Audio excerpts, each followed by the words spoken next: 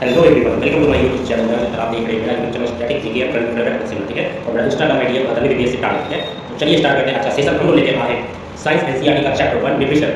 Nutrition chapter में हम लोग एक एक पॉइंट को देखेंगे, आपको नोट्स भी मिलेगा, सब कुछ मिलेगा, ठीक है। तो चलिए स्टार्ट करते हैं। अच्छा सेशन पहले हम देखते हैं बायोलॉजी। बायोलॉजी जो है व्हाट इज बायोलॉजी, से पूछ देगा बायोलॉजी क्या है, तो क्या जवाब दीजिएगा। तो आप जवाब दीजिएगा biology is the scientific study of living organism and life. Biology क्या है? साइंटिफिक स्टडी है इसका लिविंग ऑर्गेनिज्म का और लाइफ का, ठीक है। बायोलॉजी क्या है? तो साइंटिफिक स्टडी है इसका तो लिविंग ऑर्गेनिज्म एंड लाइफ का, ठीक है।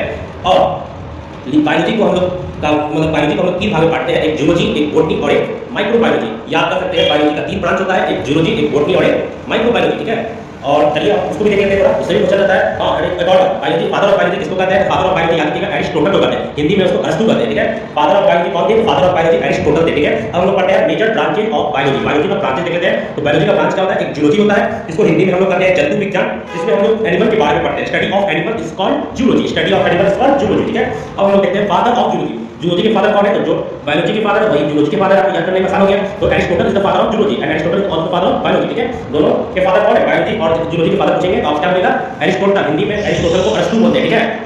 उसके बाद आता है आपका बॉटनी। बॉटनी को हिंदी में कहते हैं पादप विज्ञान। क्या कहते हैं? पादप विज्ञान, मतलब study of plant is called botany, study of plant is called botany. और फादर ऑफ बॉटनी कौन थे? तो थियोफ्रास्टस थे। फादर ऑफ बॉटनी कौन है? तो थियोफ्रास्टस है, ठीक है। फादर ऑफ बॉटनी आपसे पूछेगा तो कौन थे? फादर ऑफ बॉटनी आपके थियोफ्रास्टस थे, ठीक है। उसके बाद आता है आपका माइक्रोबायोलॉजी। क्या है? माइक्रोबायोलॉजी। माइक्रोबायोलॉजी को हम लोग हिंदी में कहते हैं सूक्ष्म जीव विज्ञान। माइक्रोबायोलॉजी को हम लोग कहते हैं हिंदी में सूक्ष्म जीव विज्ञान, ठीक है।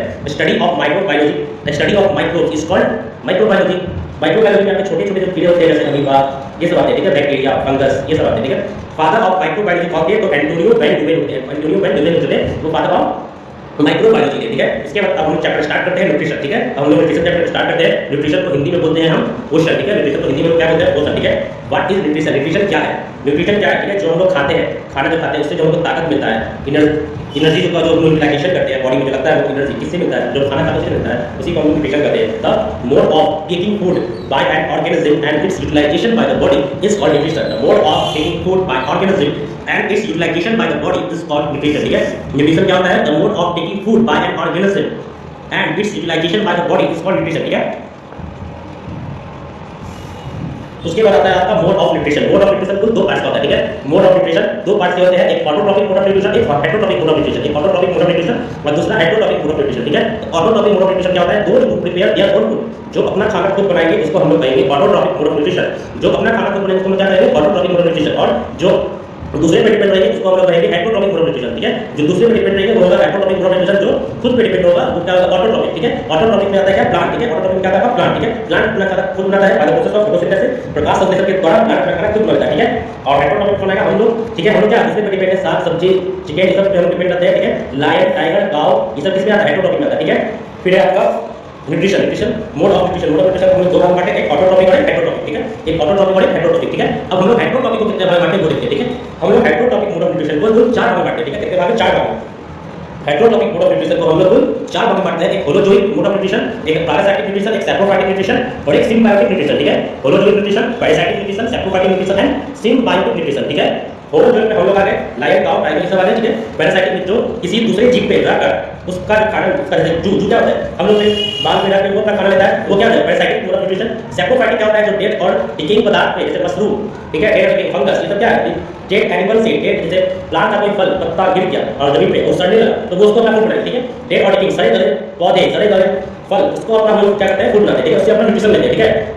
सिम्बायोटिक मतलब सजीवी, सजीवी सिम्बायोटिक मतलब क्या हो गया? जो एक मतलब एक दूसरे पे डिपेंड है, ठीक है। वो हम पे डिपेंड है, हम उस पर डिपेंड है, ठीक है। ऐसा होगा क्या? सिम्बायोटिक, ठीक है। अब हम देखते हैं पहले autotrophic mode of nutrition. Autotrophic में बता दिया आपको, दो जो प्रिपेयर किया ऑटो इसका ऑटोट्रॉपिक मोड ऑफ न्यूट्रिशन, ठीक है। जो खुद पे डिपेंड होगा, जो खुद से अपना खाना बनाएगा, जो खुद से अपना खाना बनाएगा उसको क्या कहेंगे? ऑटोट्रॉपिक मोड ऑफ न्यूट्रिशन, ठीक है। ऑटोट्रॉपिक हमने बताया था कि खाना किससे बनाता है? प्लांट अपना किस प्रोसेस के थ्रू? फोटोसिंथेसिस, उसको देख लेते हैं पहले।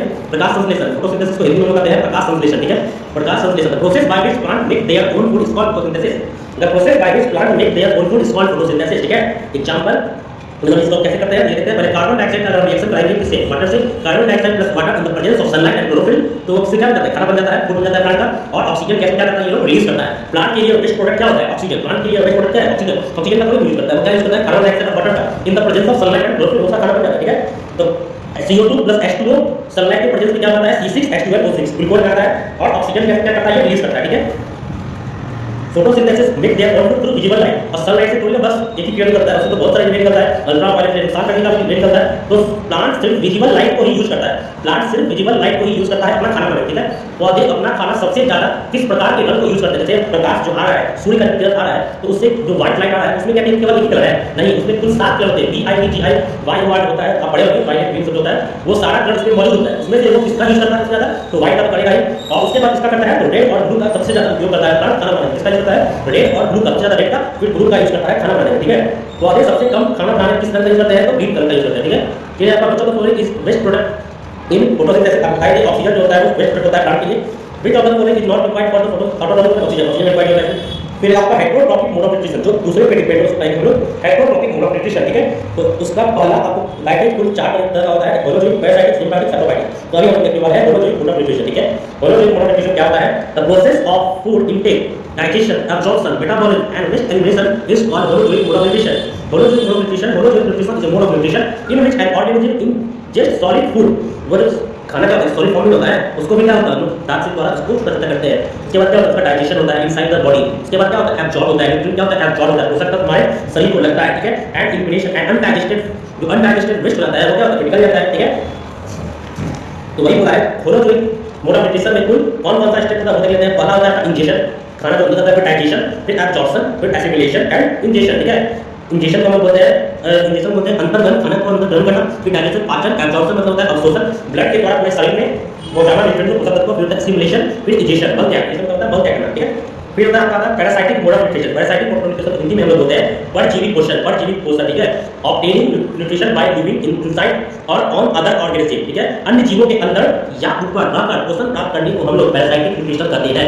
अन्य जीवों के अंदर या ऊपर रहकर पोषण प्राप्त करने को हम लोग पैरासाइटिक न्यूट्रिशन कहते हैं, ठीक है। Parasitic nutrition is a mode of nutrition in which an organism lives on, ऊपर और इनसाइड के अंदर रहकर, ठीक है, अंदर लिविंग ऑर्गेनिज्म और host and obtain food from it, उसमें से फूड लेता है। जैसे बाद में हमारे कभी बचपन में जू लग जाता है तो वो क्या होता है, वो क्या होता है, पैरासाइटिक मोड ऑफ न्यूट्रिशन का एग्जांपल हो गया। जू क्या होता है, बाद में जाके आपको नुकसान भी पहुंचा देगा, पता नहीं चलता, अंदर अंदर वो खाना लेता है, ठीक है। एग्जांपल लाइस, जू, टैप वॉल, कसकट्टा, इसका एग्जांपल क्या कहते हैं, यानी कि लाइस, टैप वॉल, कसकट्टा, लीच, टिक, कुत्ते के ऊपर जो कभी देखते हैं, कुत्ते के बाल के ऊपर भी आपको देखिएगा कीड़ा लगता है, इसको क्या कहते हैं, टिक, TICK, टिक।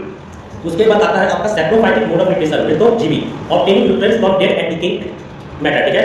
जो मतलब मरे हुए सड़े गले जीवों से, पदार्थ से वो अपना भोजन न्यूट्रिशन ग्रहण करता है, उसको हम लोग कहते हैं सैप्रोफाइटिक मोड ऑफ न्यूट्रिशन, ठीक है। Example fungus, mushroom, bacteria.